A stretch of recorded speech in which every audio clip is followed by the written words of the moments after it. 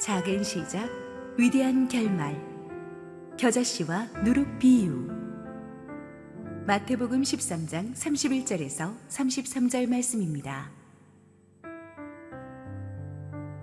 또 비유를 들어 이르시되, 천국은 마치 사람이 자기 밭에 갖다 심은 겨자씨 하나 같으니, 이는 모든 씨보다 작은 것이로되 자란 후에는 풀보다 커서 나무가 되매 공중의 새들이 와서 그 가지에 깃들이느니라.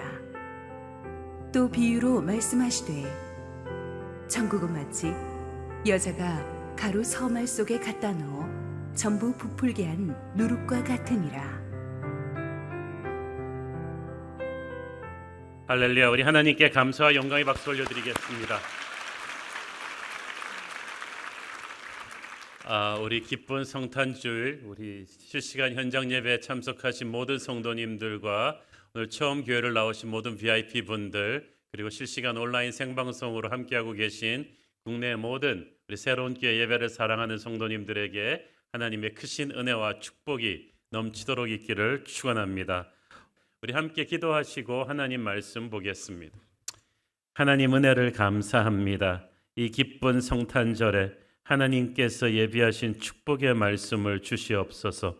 부족한 종을 온전히 감추어 주시고 오직 우리 주님 홀로 영광받아 주시옵소서. 예수님 이름으로 기도했습니다. 아멘. 오늘의 본문 말씀은 짧지만 두 가지 스토리를 담고 있죠. 하나는 겨자씨, 또 하나는 누룩에 관한 것입니다. 이 두 스토리의 공통점은 작은 시작입니다. 겨자씨는 2만 개를 모아야 겨우 한 30g이 될 정도의 좁쌀보다 작은 씨입니다. 본문에서는 겨자씨가 모든 씨보다 작다고 했지만 실은 겨자씨보다 작은 씨들도 있죠. 다만 그 당시 이스라엘에서 아주 작다를 표현할 때 겨자씨만 하다는 말을 자주 썼어요. 마치 우리가 작은 걸 표현할 때 콩알만한 녀석이 뭐 이렇게 말할 거나 똑같은 거죠. 그런데 좁쌀보다 작은 이 겨자씨가 일단 땅에 심기어져서 자라게 되면 어떤 경우에는 3m, 5m, 말을 탄 어른의 키보다 훨씬 높게 자란다고 합니다. 그래서 멀리서 보면 큰 나무 같아서 새들이 와서 둥지를 틀기도 한다고 합니다. 누룩도 마찬가지죠. 누룩은 빵을 만들 때 밀가루 반죽을 부풀게 하거나 술을 만들 때 알코올 성분을 이렇게 발생하게 하는 효소를 가리킵니다. 미생물이죠. 그래서 누룩 곰팡이라고 부르기도 합니다. 아주 작은 분량의 누룩이지만 주부가 그것을 반죽한 밀가루에다 딱 넣으면 본문에 나온 대로 가루 서말도 부풀려 가지고 10인 가족이 먹을 수 있을 정도의 큰 빵이 됩니다. 겨자씨나 누룩, 작게 시작하는 이것들은 다 예수 그리스도를 상징합니다. 처음에 작게 시작했다는 것은 예수님께서 이 땅에 얼마나 작고 겸손한 모습으로 태어나셨는가를 우리에게 말해줍니다. 사실 그 당시 전 세계를 통치하던 제국은 로마였거든요. 하나님의 아들이 인간의 몸을 입고 이 땅에 오신다면 적어도 로마 황제의 아들 정도로는 태어나줘야 되지 않습니까? 그래서 로마 황궁에 태어나셔서 막 스포트라이트를 받고 그러셔야 되는데 그렇지 않았어요. 팔레스타인, 로마의 수많은 식민지 중에서도 아주 작은 나라, 거기서도 아주 작은 고을 베들레헴에서, 그리고 거기도 좋은 집도 아닌 아주 초라한 마구간에서 이 말구에서 태어나신 아기 예수, 이보다 더 낮아질 수는 없었습니다. 그렇지만 그렇게 낮고 천한 모습으로 태어나신 예수님이었지만 눈에 보이는 현실이 그렇다는 거지 영적인 세계에서는 엄청난 지각 변동의 사건이었어요. 우리가 눈에 보이는 세상의 뿌리가 되는 곳에 영적인 세계가 있습니다. 그 영적인 세계에서 예수 그리스도의 탄생은 마치 2차 대전 때 프랑스의 노르망디 해변에 연합군이 상륙한 것과 똑같은 디데이 상륙작전입니다. 그때부터 나치 독일의 세력이 붕괴하기 시작했던 것처럼 아기 예수의 탄생은 가짜 왕이 장악하고 있는 세상의 진짜 왕의 침공이었습니다. 우리가 눈에 보이는 세상이 왜 이렇게 좋아 보이는 것 같지만 이렇게 폭력과 거짓과 음란이 가득한지 아세요? 이 세상의 영, 세상을 장악하고 있는 세상의 왕 마귀가 악하고 음란하고 폭력적인 존재이기 때문이 우리도 한때 그 세상의 영에 눌려서 세상의 지배를 받고 살았었어요. 그런데 진짜 왕이신 예수 그리스도께서 오셨습니다. 이제 누구든지 그 진짜 왕을 믿는 자에게는 악과 어둠의 세력이 물러가게 되고 평화와 사랑의 시대가 시작될 것입니다. 여러분이 예수님을 믿는 순간 인류의 역사가 BC에서 AD로 바뀌는 것 같은 그런 놀라운 일이 일어나게 될 것입니다. 겨자씨는 작습니다. 그렇지만 시작이 작을 뿐이지 작은 데 머물러 있지 않고 곧 빠르게 성장합니다. 누룩도 작습니다. 그렇지만 반죽에 섞여 들어가는 순간부터 아주 빠르게 자라납니다. 어떻게 그게 가능합니까? 겨자씨 안에, 누룩 안에 생명이 있기 때문이에요. 그래서 겨자씨와 그냥 구슬은 달라요. 그 안에 생명이 있어요. 생명은 죽음을 삼키고 없는 것을 있게 합니다. 우리가 복음을 듣고 예수를 믿었을 때 우리 안에 예수의 생명이 자라기 시작합니다. 보이지는 않지만 그 생명이 꾸준히 조용하게 아주 빠르게 자라가고 있어요. 그러므로 우리가 조급해할 필요는 없어요. 하나님의 때가 되면 그 생명이 열매를 맺을 것입니다. 자, 씨가 생명이 있는데 그 생명이 열매 맺기 위해서는 먼저 땅에 떨어져서 죽어야 됩니다. 이것이 생명의 역설입니다. 요한복음 12장 24절 봅니다. 내가 진실로 진실로 너에게 이르노니 한 알의 밀이 땅에 떨어져 죽지 아니하면 한 알 그대로 있고 죽으면 많은 열매를 맺느니라. 땅에 떨어져 죽는다는 건 무슨 뜻입니까? 이 태어나신 아기 예수가 장차 우리 죄를 위해서 십자가에서 돌아가신다는 것을 의미합니다. 왜 그런 일이 있어야 됩니까? 우리 모두가 죄인이기 때문이에요. 그렇기 때문에 죄인은 죄값을 지고 죽어야 되지만 영원한 죽음으로 가야 되는 게 당연한데 하나님의 아들이신 예수 그리스도의 생명으로 우리의 죄값을 대신 치러주시는 것입니다. 하나님의 아들의 생명만이 그렇게 할 수가 있습니다. 그래서 이 크리스마스는 우리 베들레헴의 말구에 태어나신 아름다운 아기 예수는 하나님께서 이 땅에 우리를 위해서 심으신 작은 겨자씨입니다. 다른 사람들은 다 살려고 세상에 태어나지만 예수님만 죽으려고 세상에 오셨어요. 그래서 크리스마스는 십자가 사랑의 시작입니다. 여러분이 크리스마스를 볼 때 이 십자가 사랑의 그 지고함을 느껴야만 합니다. 예수님의 십자가를 통해서 주님이 죽으시고 다시 부활하심으로써 죽음의 권세를 이기셨습니다. 이것이 또 생명의 역설이죠. 씨앗이 땅에 심기우는 것이지 묻히는 게 아닙니다. 묻히는 것과 심기는 건 다릅니다. 묻으면 끝입니다. 그러나 심을 때는 다시 새싹이 되어서 힘차게 지표 위로 솟아날 것을 우리는 믿는 거예요. 예수님이 십자가에서 돌아가시는 것은 다시 부활하셔서 우리를 죽음의 권세로부터 해방시켜서 새로운 생명을 살게 해주신다는 약속입니다. 예수님에 의해서 시작된 천국 복음은 처음에는 아주 미미했지만 그것이 곧 성장해서 퍼져나가서 온 세계 민족에게 순식간에 확산이 되죠. 세상의 그 어떤 종교나 철학도 기독교의 영향력을 따라잡을 수 있는 것은 없습니다. 예수님이 이 땅에 남겨놓으신 11 제자들이 금세 120 오순절 다락방의 성도가 되더니 사도행전에서는 3,000명, 5,000명으로 불어나기 시작하고 70년 뒤에는 초대교인의 숫자가 무려 5만 명, 그리고 300년 로마 제국의 기간 동안에 점점 무서운 핍박을 뚫고 자라나더니 핍박이 끝난 뒤에는 AD 350년에는 무려 3,400만 명이 크리스천이었습니다. 매 10년마다 40%의 속도로 계속 성장한 거죠. 지금은 전 세계의 31%가 넘는 21억 명이 크리스천입니다. 단순히 숫자만 커지는 것이 포인트가 아니었어요. 복음이 자라고 교회가 자라는 것은 수많은 사람들을 살리는 축복의 통로가 되기 위해서입니다. 여기 보니까 겨자씨가 자라서 큰 나무가 되니까 새들이 와서 깃들였다고 했죠. 여기서 새들은 전 세계 사람들을 상징하고 깃들였다는 말은 그들이 안식을 찾았다는 뜻입니다. 더 이상 방황하지 않고 예수님을 만나는 순간 그들의 삶이 죽음에서 생명으로 바뀌었습니다. 그래서 이 복음이 들어가면 한 개인이 변합니다. 술주정뱅이가 술을 끊게 되고 마약하는 사람이 마약을 끊게 되고 도박하는 사람이 도박을 끊게 되고 인생이 바뀝니다. 자살하려던 사람이 더 이상 죽음을 생각하지 않게 되죠. 그 사람이 자기의 가정을 변화시킬 것입니다. 그리고 그 가정이 나라를 변화시킬 것입니다. 기독교 역사는 그런 놀라운 스토리로 가득 차 있습니다. 이 척박하던 작은 나라 한국에 140년 전에 기독교 복음이 상륙했습니다. 그때 우리나라는 너무 가난하고 압제에 시달리고 나라가 일본에 넘어가던 그런 힘든 상황 속에서 복음을 받았는데, 그때 복음을 받고 나서 양반 삼노의 신분 차이가 철폐가 되고 세종대왕이 발명은 하셨지만 사용되지 않고 있던 한글이, 성경책이 한글로 번역되면서 모든 사람에게 우리나라의 언어가 되기 시작하고, 그리고 현대식 병원과 학교가 기독교 교회에 의해서 곳곳에 세워지고, 전염병이 돌았을 때 처음으로 과학적으로 예방 접종을 하고 그렇게 전염병을 퇴치하는 그런 것도 기독교 병원들이 했습니다. 지난 140년 동안 현대 한국의 역사는 크리스천이티를 빼고는, 기독교를 빼고는 생각을 할 수가 없는 거예요. 하나의 작은 복음의 씨앗이 땅에 떨어진다는 것은 그렇게 놀라운 것입니다. 이제 예수님이 우리 크리스천들을 세상이라는 밭에 심으십니다. 예수님은 세상 속에 우리를 심으십니다. 어떤 목적을 가지고 그렇게 하신 거예요.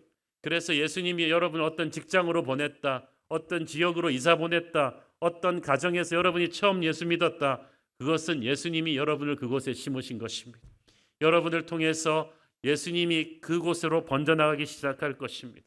하나님의 나라의 특징은 작게 시작해서 크게 거두는 것입니다.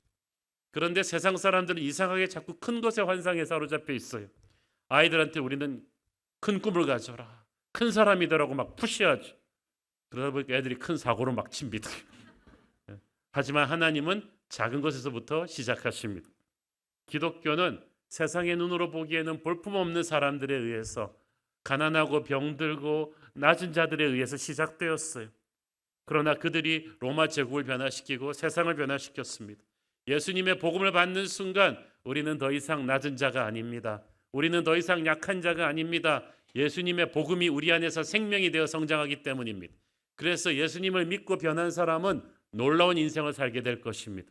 겨자씨처럼 우리가 어느 정도까지 성장할지 아무도 모릅니다. 여러분의 자녀에게 예수님을 믿게 하십시오.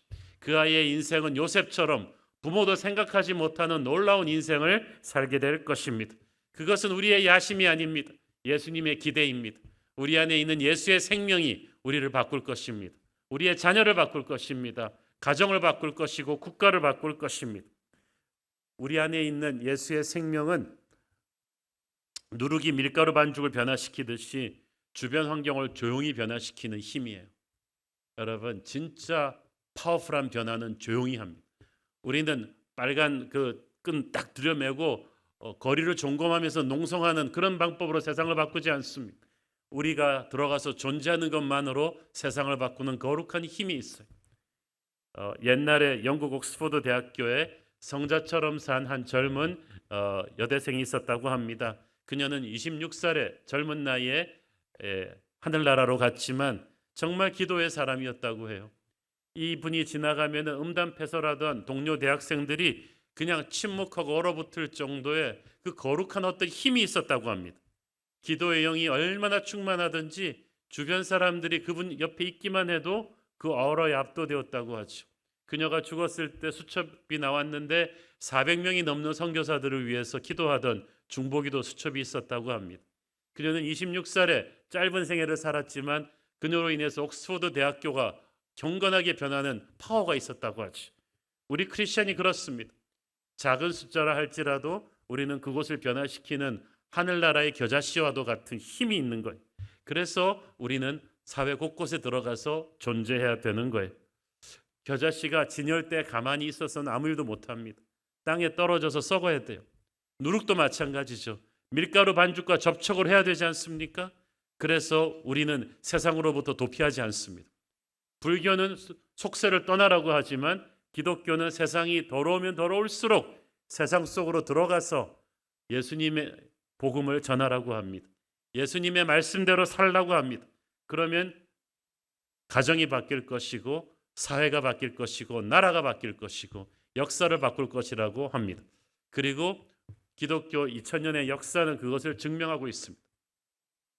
약 200년 전 북유럽에 너무나 가난해서 국민들이 나무 껍질을 긁어서 빵을 만들어 먹는 정말 불쌍한 나라가 있었어요. 길거리에서 굶어 죽는 사람들의 시체가 비일비재했습니다. 학교는 부족했고 대학은 아예 하나도 없었어요. 수백 년간 이웃 나라들의 침략을 받아온 이 나라는 어촌과 작은 농장밖에 없는 그 나라의 이름은 노르웨이. 그런데 그러던 노르웨이가 오늘날 세계에서 가장 부강한 나라 중에 하나가 되었죠. 이미 가지고 있던 아름다운 자원의 70년대에는 석유 유전도 발견되었지만 이미 경제, 문화, 사회, 복지, 교육 등 모든 시스템에서 노르웨이는 인류 국가의 인프라를 갖추었습니다. 국가 번영 지수 세계 2위를 기록하고 있는 이 엄청난 노르웨이가 200년 만에 나라가 탈바꿈하게 된 계기는 바로 한스 닐센 하우게라는 인물로부터 시작되었습니다. 200년 전에 가난한 농부 아들로 태어났던 하우게는 누군가에게 성경을 선물 받았습니다. 글을 읽을 줄 몰랐어요. 성경을 읽기 위해서 글을 배웠어요. 25살 되던 해에 그는 성경을 읽으면서 예수님을 믿게 되었습니다. 예수님이 나를 위해 죽으셨구나. 그리고 나서 노르웨이 전역에 복음을 전하겠다는 결심을 했습니다. 그래서 스키 타고 걸어서 노르웨이 모든 마을을 찾아다니면서 저렇게 1000개가 넘는 가정 모임을 30년 동안에 만들어서 곳곳에 성경을 가르쳤어요. 노르웨이 사람들이 처음 읽기 시작한 책이 성경이었어요. 그러면서 노르웨이 사람들을 더 공부시켜야겠다 생각해서 자기가 인쇄 기술도 배우고 제본 기술도 배워서 33권의 책을 써서 곳곳에 이 책을 공급하기 시작했어요. 20만 권이 넘는 책을 노르웨이 전역에 공급했는데 그때 노르웨이 인구가 80만이었어요. 하우기의 영향력이 얼마나 대단했는지를 알 수 있죠. 그는 성경을 가르치면서 이걸 깨달았습니다. 국민이 잘 살려면 성경 말씀대로 정직하게 살고 부지런히 일해야 된다. 그래서 그는 종이 만드는 공장, 광석 부수는 공장, 비료 공장, 밀가루 공장, 가죽 공장, 주물 공장 등을 세우고 성도들이 영향력을 미칠 수 있도록 그 공장들에 가서 다 재능대로 일하는 것을 격려했습니다. 하우게는 항상 가르쳤습니다. 하나님의 말씀이 이 세상 그 무엇보다 더 귀중한 보물이다. 우리는 말씀대로만 살면 건강한 나라를 만들 수 있다. 하우게의 제자들이 나라 곳곳으로 가서 성경을 가르치기 시작했고 노르웨이는 변하기 시작했습니다. 그래서 오늘날 1인당 국민소득 전 세계에서 가장 높은 나라가 되었고 훌륭한 교육 체계로 인해서 문맹률이 제로인 인류 국가가 되었죠. 하우게라는 사람이 성경 말씀을 들고 예수를 그 땅에 심어서 나라를 바꾼 거예요. 그래서 노르웨이 사람들은 하우게를 가르쳐서 하나님이 우리 노르웨이에 보내신 선물이다라고 말했죠. 아무것도 없는 나무 껍질 긁어먹던 가난한 나라가 예수님을 만나면서 이렇게 부강한 나라가 되었습니다. 하나님은 하우게라는 하나님의 사람을 겨자씨처럼 그 땅에 심음으로써 그 나라를 바꾸어 주셨어요. 교회는 예수 그리스도의 몸입니다. 우리는 주님의 손과 발이 되어서 하우게처럼 우리가 살고 있는 지역으로 들어가서 나라를 바꾸는 사람들입니다. 우리는 교회가 부흥하고 건강하게 살아서 움직이면 병들었던 것들이 회복이 되고 더러웠던 것들이 깨끗해지고 죽었던 것들이 살아나게 됩니다. 저는 우리 교회가 부흥하면서 한국의 정치가 깨끗해지고 경제가 살아날 것을 믿습니다. 문화가 깨끗해지고 자살하려던 사람들이 살아나고 다음 세대가 정말 새로워지는 그런 역사가 복음을 통해서 일어날 수 있다고 믿습니다. 예수 믿는 우리가 제대로 하면 되는 거죠. 그러므로 그렇게 하기 위해서 우리는 세상으로부터 도피하지 말고 세상 속으로 들어가서 하나님의 미랄로 썩어야 돼요. 그것이 쉽지는 않습니다. 현실이 너무나 지금 망가져 있기 때문에 자영업을 하든 어디를 가든 쉽지는 않지만 우리가 들어가서 썩으면 하나님의 역사가 일어납니다. 우리 교회 성도 중에 학교 선생님이 계신데 요즘 학교 선생님하기 쉽지 않습니다. 애들도 선생님의 권위를 존중하지 않고 부모들의 민원도 사납고 그래서 그 교직을 내려놓는 분들도 많은데 특히 그나마 또 담임 선생님을 안 하려고 그래요. 귀찮으니까. 그런데 그분은 하세요. 왜냐하면 크리스찬이니까. 예수님을 믿는 분이니까. 그래서 남들이 하기 싫어하는 그 담임 선생님을 하면서 또 귀찮은 업무 처리 탁 하고 그렇게 하니까 교장 선생님이란 동료들이 존경할 수밖에 없지. 어떻게 저런 사람이 다 있는가? 그렇다고 돈 많이 주는 것도 아닌데 그는 그곳에 하나님이 보낸 넬슨 하우게처럼 하나님이 보내신 겨자씨입니다. 그분이 선교사죠. 저와 여러분이 그렇게 살아야 되는 줄 믿습니다. 이 현실이라는 척박한 땅에 여러분 겨자씨를 처음 심었을 때 겨자씨 입장에서 얼마나 괴롭겠어요. 캄캄한 흙이 막 압박하고 들어오면은 난 이제 절망이구나. 그러나 이 겨자씨가 믿음으로 외치는 거예요. 나는 묻힌 게 아니라 심기운 것이다. 나는 잠깐 이 어두운 땅 속에 있을 뿐이지만 여기에 머물러 있지는 않을 것이다. 곧 뿌리를 내리고 힘차게 지표 위로 올라가서 나무가 될 것이다. 하나님의 사람이 그렇습니다. 지금 고난의 현실 속에 하나님이 심기어졌지만 우리는 그 고난에 함몰될 자가 아니고 고난보다 더 큰 예수의 힘으로 뚫고 나올 자인 줄 믿습니다. 그 과정 속에서 우리 안에 내 옛사람이 죽고 예수님이 사십니다. 그럴 때 역사가 이루어지는 거예요. 이번에 그 코로나 초반부에 대구 동산병원 매스컴으로도 보도됐지만 얼마나 힘들었어요. 그 지역 자체가 그냥 코런틴 된 채로 의료진들이 간호사분들이 정말 악정고투했어요. 하루 종일 그 방화복 뒤집어 쓰고 언론의 질타를 받으면서 몇 달을 거기서 환자들을 돌보았는데 그중에 소아과 의사 한 분이 우리 교회 성도분이에요. 저는 그 자매를 계속 우리가 전화로 격려해주고 하면서 정말 성자라는 걸 깨달아요. 저분이 선교사분. 그 자매는 그 동료 의사들이 막 확진되고 그럴 때도 다시 계속 아이들 수술은 해야 되니까 남들이 꺼려하는 그 소아과 그 병원을 지키면서 뭐 그렇다고 돈을 많이 주는 것도 아니고 어떤 칭찬을 듣는 것도 아닌데 거기서 하나님이 심으신 겨자씨였어요. 그 어려운 상황을 버티고 있었기 때문에 하나님께서 놀라운 일을 행하신 거예요. 코로나를 극복하게 한 것은 우리나라 위정자들이 아닙니다. 그런 구석구석에서 열심히 일한 우리 국민들, 특히 우리 크리스천들이 그렇게 어떤 세상적인 대가를 바르지 않고 그곳에 심기운 겨자씨가 되었기 때문이죠. 예수님의 복음은 지금도 우리를 통해서 역사하고 있습니다. 가난하든 부하든 나이가 어리든 많든 우리 크리스천들은 자신과 주변 환경을 변화시키는 겨자씨요 누룩입니다. 축복의 통로입니다. 우리는 사나 죽으나 그런 존재예요. 얼마 전에 저희 교회가 참으로 가슴 아픈 장례 예배를 치러야만 했습니다. 매스컴에도 몇 번 보도되었지만 지난 12월 2일 우리 교회 출석하는 10살 이동원 어린이가 학교 앞에서 음주운전자가 몰던 차량에 치여서 숨졌습니다. 너무 충격적인 사건이었죠. 저는 당일날 위로예배 설교하기 위해서 병원으로 달려갔는데 동원이 부모님이 저를 보시면서 제 손을 붙잡고 한참을 우셨습니다. 그때 동원이 어머님이 그 얘기를 해 주셨는데 목사님 우리의 유아 세례 주실 때 기억하십니까? 우리 목사님께서 위대한 설교자의 이름을 타고났으니까 이 아이도 커서 훌륭한 목사가 될지 모르겠다고 말씀하셨다는 거예요. 그 말을 듣고 보니까 기억이 났어요. 우리 선배 목사님, 한국교회 훌륭한 설교자 이동원 목사님의 이름을 애가 타고났더라고요. 말이 유달리 빨랐던 동원이는 생후 18개월부터 단어를 말하고 21개월부터 완전한 문장으로 의사소통하는 아이였다고 합니다. 우리 부모님의 허락을 받아서 우리 사진을 보여드리는데 인물도 얼마나 잘생긴지 몰라요. 책을 좋아하고 자기가 새로 습득한 지식을 말해주기를 즐기는 아이였습니다. 언어 유희를 좋아하고 어른들과의 논쟁에서도 이길 수 있는 능력자. 역사와 전쟁에 관심이 있어서 한국사는 물론 그 어린 나이에 세계사의 흐름도 깨고 있을 정도로 그 분야의 지식이 상당했습니다. 그래서 제 아내가 동원이 어릴 때 얘기를 듣더니 저보고 여보 당신 어릴 때랑 비슷하네 그 얘기를 했어요. 동원이는 친구들과도 두루 잘 어울리지만 아웃사이더인 친구와도 친하게 지내는 아이였습니다.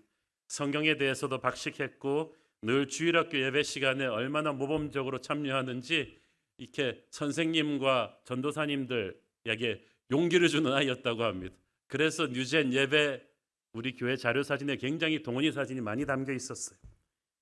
동원이의 죽음은 큰 슬픔이었지만 결코 헛되지는 않았습니다. 무엇보다 동원이 아버님에게 큰 변화가 있었다고 합니다. 제가 천국 환송 예배까지 2번 가서 설교를 했는데 아버님이 그렇게 많이 우시는 거 처음 봤어요. 덩치가 좋으신 분인데 평소에 부자 관계가 돈독해서 그랬구나라고만 생각했는데 얘기를 들어보니까 동원이 담당했던 주일학교 선생님하고 그 주변 성도들이 아버님에게 가서 한 말이 있대. 동원이가 생전에 아버지가 예수 잘 믿기를 그렇게 기도를 많이 했습니다라는 거. 어떻게 된 말인가 하면은 동원이 아버님이 권사들로 태어나서 일찌감치 세례도 받고 오랫동안 신앙생활을 해 오셨는데 몇몇 교회들의 비윤리적인 모습에 좀 상처를 받으신 것 같아요. 그래서 교회에 대해서 마음이 다치고 굉장히 비판적인 시각으로 이렇게 교회 밖을 맴도셨는데 아들 동원이가 아버지의 그런 모습을 안타까워서 우리 아버지 예수 잘 믿게 해달라고 기도를 많이 한 것 같아요. 그런데 이 갑작스럽게 이 아들을 떠나보내면서 아버지의 마음이 무너져 내린 것입니다. 동원이 장례식 내내 우리 교회 교역자들과 성도님들과 특히 유재현 전도사님들, 주일학교 교사들이 함께 했는데 이 동원이 관을 우리 전도사님들이 다 들었잖아요. 그런데 이 아버님과 부모님이 이 힘든 시간을 교회를 통해서 견뎌내줄 수 있었다고 합니다. 그래서 동원이 입관 자리에서 아버님은 동원이의 다리를 붙들고 우시면서 동원아 기다려라. 조금 있으면 아빠가 천국에서 만날 것이다. 그리고 공동체 담당 목사님 손을 붙들고 꼭 그 얘기를 하셨답니다. 저 앞으로 신앙생활 잘하겠습니다. 그래야 천국 가서 동원이 앞에서 부끄럽지 않겠습니다. 그리고 아버님은 매일 성경을 읽고 계시다고 합니다. 그래서 교회에서 하는 양육 프로그램도 열심히 참석하시겠다고 하면서 고백하기를 지금까지 저는 몇몇 교회의 잘못된 모습들을 보며 교회를 비판하고 비난하는 삶을 살았습니다. 하지만 이번에 동원이 장례를 섬겨주시는 우리 새로운 교회 공동체를 보면서 교회의 참모습을 보았습니다. 교회가 없었다면 우리는 이 힘든 시간을 못 견뎠을 것입니다. 우리 가족의 힘이 되어 주셔서 감사합니다. 이 간증을 보내주셨어요. 동원이 학교와 주변에도 많은 변화들이 있었습니다. 사고가 났던 그 주변길은 이제 지자체 직권으로 그동안 많은 민원에도 바뀌지 않았는데 이번 사건을 계기로 일반 통행도로로 바뀌게 되어서 안전한 도로가 되었고 사고가 난 그 길을 이동원로로 이름을 바꾸었다고 합니다. 학교에서도 동원이 추모비를 세울 걸 검토하고 있다고 하는데 동원이 부모님이 최근에 일간지와 TV 기자들의 인터뷰를 많이 하셨는데 그 기자들이 전부 이 교회의 사랑과 또 동원이의 신앙에 대해서 깊은 감동을 받았다고 합니다. 어떤 기자는 자기도 예전에는 교회를 다녔는데 요즘은 신앙생활을 하지 않고 있었는데 이제 다시 신앙생활을 열심히 하겠다. 동원이 가족을 위해 기도하겠다는 말도 해주었다고 합니다. 동원이 어머니의 고백처럼 동원이는 하나의 미랄이 되어서 많은 변화를 지금도 일으키고 있습니다. 저는 이 일련의 과정들을 보면서 동원이의 짧았던 삶과 죽음 그리고 부모님들의 모습을 통해서 정말 하나님께서 놀라운 일을 행하시고 있다는 우리에게 어떤 엄청난 메시지를 주셨다는 감동을 받았습니다. 그래서 저희 새로운 교회는 크리스마스를 맞아서 살아서 어른이 되었다면 이동원 목사님처럼 훌륭한 그리고 한옥 목사보다 훨씬 훌륭한 목사가 될 수 있었을 동원이를 추억하면서 동원 장학금을 시작하기로 했습니다. 교회에서 어느 정도 시드머니로 출연하고 동원이 부모님도 함께 하겠다고 해주셨고 오늘 여러분 광고 드린 대로 뜻이 계신 성도님들께서 동원 장학금으로 목조 헌금을 해주시면 우리는 형편이 어렵지만 요즘 젊은 세대 목회자의 길을 가지 않으려고 하는 젊은이들이 많지만 목회자의 자녀나 선교사의 자녀들 중에 형편이 어려워도 신학의 길을 가겠다고 하는 젊은이들을 장학금을 수여하는 동원 장학금을 시작할 것입니다. 우리 성도님들께서 여기에 많은 또 기도와 후원을 해주시기를 바랍니다.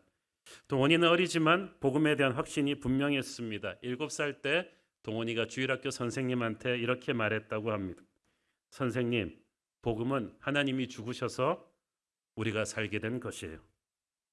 아마 아들을 잃은 동원이 부모님께서는 우리를 위해서 하나뿐인 아들 예수 그리스도를 이 땅에 보내신 하나님 아버지의 마음을 누구보다 잘 알고 계시리라고 믿습니다. 크리스마스는 우리끼리 크리스마스 트리 앞에서 선물 교환하고 단순히 캐롤 부르는 명절이 아닙니다. 크리스마스는 우리의 죄값을 치르기 위해서 십자가에서 돌아가시려고 이 땅에 오신 예수님의 사랑을 기억하는 날입니다.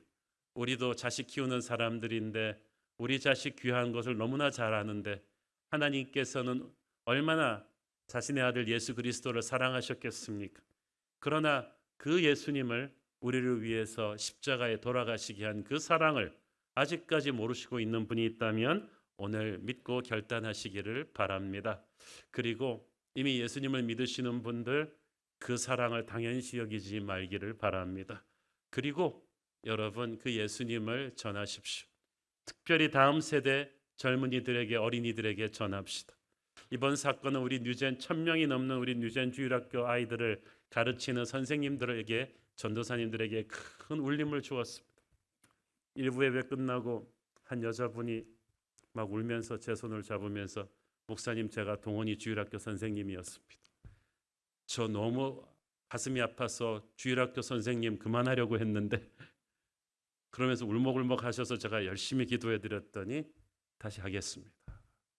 이 일이 너무나 소중한 일이란 걸 알겠다. 어린아이가 예수님을 이렇게 잘 믿을 때 자기와 가정을 변하게 하는데 이 일을 계속하겠다고 했습니다. 정말 그렇습니다. 우리가 다음 세대에게 복음을 전하는 게 얼마나 중요한지 몰라요. 이 세상 그 무엇보다 중요한 것이 우리 자녀들에게, 우리의 가정에게, 우리의 주변에 예수님을 심는 것입니다. 그것이 가장 값진 일인 줄 믿습니다. 우리 함께 한번 기도하겠습니다. 주님 은혜를 감사합니다. 이 아름다운 크리스마스에 담긴 하나님의 사랑을 기억합니다. 하늘의 미랄 겨자씨처럼 땅에 떨어져 심기워진 예수님의 사랑을 기억합니다. 우리의 죄를 속하기 위해서 하나뿐인 아들 예수님을 보내신 아버지의 사랑을 생각합니다. 그 사랑을 감사히 받겠습니다. 그 사랑을 전하며 살겠습니다. 내가 그 사랑을 전하는 축복의 통로가 되겠습니다. 그 예수님을 전하면 내가 변하고 가정이 변하고 나라가 변할 줄 믿습니다. 예수님 이름으로 기도했습니다. 아멘.